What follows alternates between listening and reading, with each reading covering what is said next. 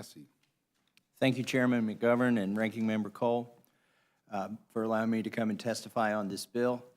We agree that no one should be subject to sexual harassment or sexual assault, but this bill has ramifications beyond such claims, and it is a federal overreach that will cause problems down the road. At its core, this bill regulates contracts. It dictates when certain confidentiality clauses are enforceable in court, but this area of contract law has generally been a state law issue, and Congress should not step in. That concern for state sovereignty isn't abstract or academic either. This is a dynamic area of state law with states actively considering this issue and doing what states often do. They're evaluating or taking different approaches. But by establishing a federal floor, this bill's top-down, one-size-fits-all approach intrudes on state policymaking and cuts off related debates. All that's to say this federalism issue gives me serious pause. At House Judiciary, there was also some question on whether it will even be constitutional in all of its applications, and one commentator raised a similar concern. Beyond these concerns, I think the bill will create other problems down the road. For example, this version includes findings the House never considered or debated. In fact, Democrats intentionally stripped those findings, it seems, from the version the House Judiciary Committee marked up. For example, the bill finds that, quote, sexual harassment and assault remain pervasive in the workplace and throughout civil society, end quote.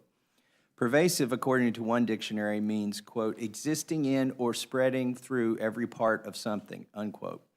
Let me be clear, one act of sexual assault or harassment is too many, but we should at a minimum spend some time studying an issue before we say in federal law that something is pervasive, especially since here the findings seem to rely on data that treats misgendering as sexual harassment. Democrats will point back to these findings and they'll tout bipartisan agreement as they try to push any number of other proposals in the future. I also worry that the bill will create misguided pleading incentives because when it's triggered, the bill knocks out confidentiality clauses across the board, subject to a couple ambiguous exceptions. Confidentiality clauses can cover information unrelated to sexual misconduct. But when the bill is triggered, that doesn't matter. The clause is unenforceable unless exceptions are satisfied. So lawyers may well have an incentive to satisfy the bill's trigger, again, because the bill is so broad, and they may be tempted to tack on unsupported allegations to do so. To sum it all up, sexual assault and sexual harassment are awful, but this bill is not the right solution. For these reasons, I urge my colleagues to oppose S. 4524. I yield back. Thank you very much. I ask unanimous consent to insert in the record a statement of the administration policy in support of S. 4524. Without objection. Mr. Cicilline, I just want to ask you a couple of questions. Am I correct? This passed by unanimous consent in the Senate, right?